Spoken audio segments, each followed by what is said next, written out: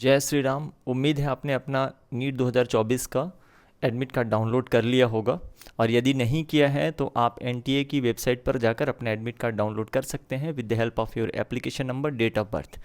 Admit card download करने के बाद उसमें दिए गए इंस्ट्रक्शन को सावधानीपूर्वक पढ़ें। कोई भी ऐसी गलती न करें जिससे एग्ज़ाम के दिन आपको पैनिक सिचुएशन क्रिएट हो या फिर आपको ऐसे सिचुएशन से जूझना पड़े। क्या आपको एग्ज़ाम सेंटर के अंदर ले जाना है और क्या चीज़ें प्रतिबंधित हैं, ये सारी चीज़ें एनटीए ने एडमिट कार्ड के इंस्ट्रक्शन में प्रॉपर क्लियर किया हुआ है। इसको फॉलो करते हुए ही एग्ज़ाम सेंटर में जाएं, एग्ज़ाम देने जाएं।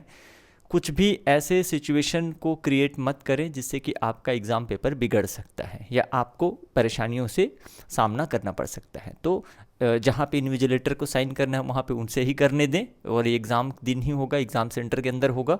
और जहाँ पे आपको साइन करना है घर से सिग्नेचर करके मत जाएं, बिकॉज ऑफ ये आपको एग्ज़ाम हॉल के अंदर करना है। तो ये ब्लैंक लेकर जाएं। एडमिट कार्ड का ऊपर का भाग मैं यहाँ शो नहीं कर रहा हूँ, इससे कैंडिडेट जो है उसके पर्सनल इन्फॉर्मेशन रिवील होते हैं। बाकी आप देखेंगे तो इंस्ट्रक्शन में ये दिया हुआ है, क्लियरली मेंशन है कि आपको latest coloured post card size का फ़ोटो पेस्ट करना है, दिए गए स्थान पे ही पेस्ट करना है आपको, जो आपने ऑलरेडी जो फ़ोटो आपने अपलोड किया था एप्लीकेशन फॉर्म भरते समय, राइट। उस समय भी मैंने कहा था कि आप फ़ोटोग्राफ्स के मल्टीपल कॉपीज़ रखिए। एक चीज़ आपको और ध्यान रखना है कि ये जो एडमिट कार्ड है ये न सिर्फ आपको एग्ज़ाम हॉल में एंट्री दिलाएगा बल्कि उसके बाद भी काम आता है, तो इसको संभाल के रखना है। इसके मल्टीपल कॉपीज़ आप अपने कंप्यूटर में या लैपटॉप में या फिर अपने मोबाइल में सेव करके रखिएगा, क्योंकि काउंसलिंग के समय भी ये काम आता है, रिजल्ट देखने में भी काम आएगा, नो डाउट। काउंसलिंग के समय काम आएगा, और जब आपका किसी कॉलेज में अलॉट हो जाता है, जब आप एडमिशन लेने जाते हैं, तो उस समय आपको ये एडमिट कार्ड वहाँ पे दिखाना होता है। तो मे बी एनटीए वाले कुछ समय के बाद ये एडमिट कार्ड अपने साइट से हटा दें, बट आपके पास अपना एडमिट कार्ड रहना चाहिए। एक चीज़ ध्यान, तो ये पोस्ट कार्ड साइज़ का फ़ोटो का क्लियर है जिस स्पेस में दिया गया है, और जो चीज़ इन्विजिलेटर को करनी है वो तो वो करेगा, ठीक है।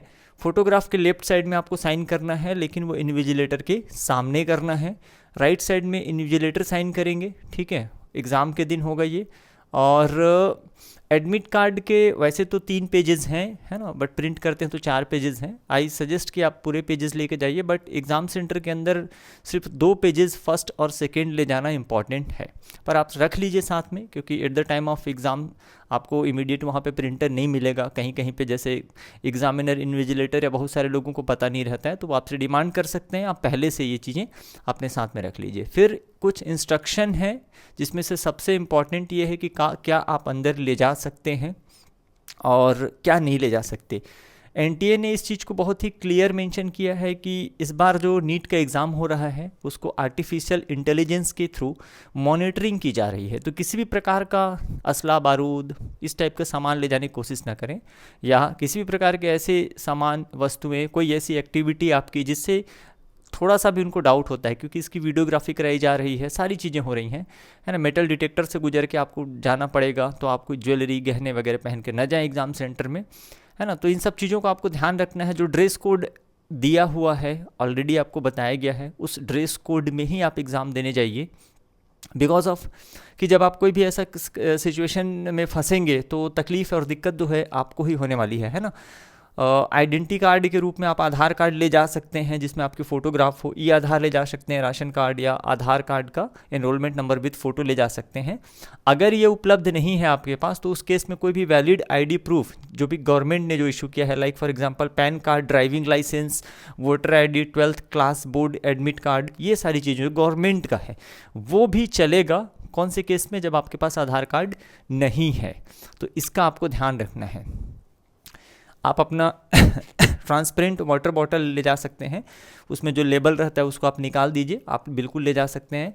एडिशनल फोटोग्राफ के बारे में मैंने बताया था कि जो आपने अपलोड किया है एप्लीकेशन फॉर्म में, वो जिसको आपको अटेंडेंस शीट में पेस्ट करना है, ये आप साथ में रखिए। इसके अलावा एडमिट कार्ड रखेंगे, सेल्फ डिक्लेरेशन जो ऊपर में दिया हुआ है वो रहेगा, ठीक है, वो सेल्फ डिक्लेरेशन जो आपके साथ में रहेगा। पोस्ट कार्ड साइज का फोटोग्राफ जो आपको चिपकाना है, बिल्कुल ये आप साथ में रखिएगा, या आप घर से भी चिपका के जा सकते हैं, कोई दिक्कत नहीं है। A4 साइज़ में आपको प्रिंट आउट लेना है पूरी तरह से जो आपका एडमिट कार्ड है इसका। तो जो इंपॉर्टेंट चीज़ें हैं उसको आप देख लीजिए, है ना।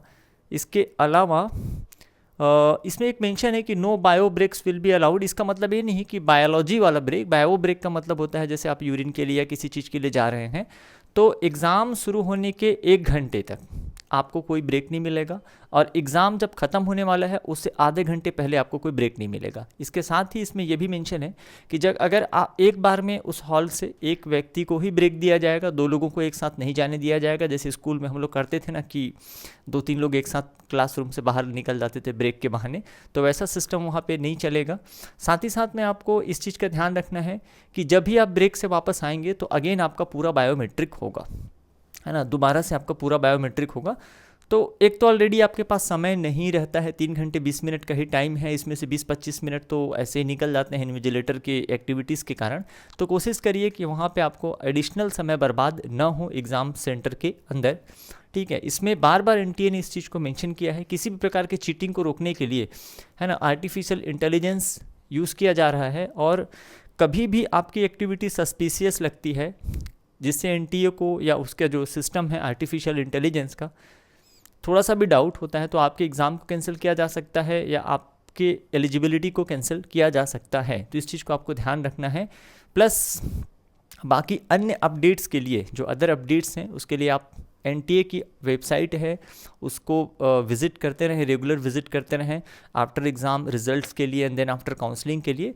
हम भी कोशिश करेंगे साथ ही साथ में कि अपने चैनल पे जो भी बच्चों के लिए इंपॉर्टेंट इन्फॉर्मेशन होता है regarding NEET, post NEET, that means कि नीट के बाद जो आपका काउंसलिंग वगैरह का प्रोसेस होता है, इन सब में जितनी हेल्प हम कर सकते हैं तो इस चैनल पे हम करेंगे। तब तक चैनल भी आप सब्सक्राइब करके रखें।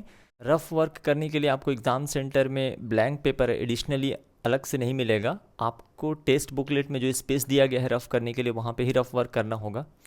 एग्ज़ाम कंप्लीट होने से पहले आप बाहर नहीं आ सकते। एग्ज़ाम जब कंप्लीट हो जाता है तो इन्विजिलेटर के इंस्ट्रक्शन का वेट करिए, उसके बाद ही आप अपनी सीट छोड़कर बाहर आइए। बाहर आने से पहले आपको ओएमआर की दोनों कॉपी, ओरिजिनल और उसकी जो कॉपी होती है, उसको जमा करना है। आप अपने साथ सिर्फ और सिर्फ टेस्ट बुकलेट, जो आपका एग्ज़ाम का पेपर है नीट का, वो बाहर ला सकते हैं। ये इंपॉर्टेंट इन्फॉर्मेशन के साथ मिलते हैं नेक्स्ट वीडियो में। जय श्री राम।